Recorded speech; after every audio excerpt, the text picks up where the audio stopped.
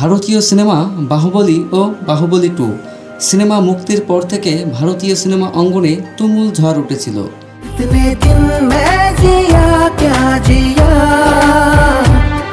Box অফিসে record পরিমাণ আয়ের পাশাপাশি প্রবাসও পেয়েছিল আকাশচুম্বী তারকা খ্যাতি। সেই সাথে এই সিনেমা দুটির নির্মাতা এস রাজামৌলি দেখিয়েছেন তার মুনশিয়ান।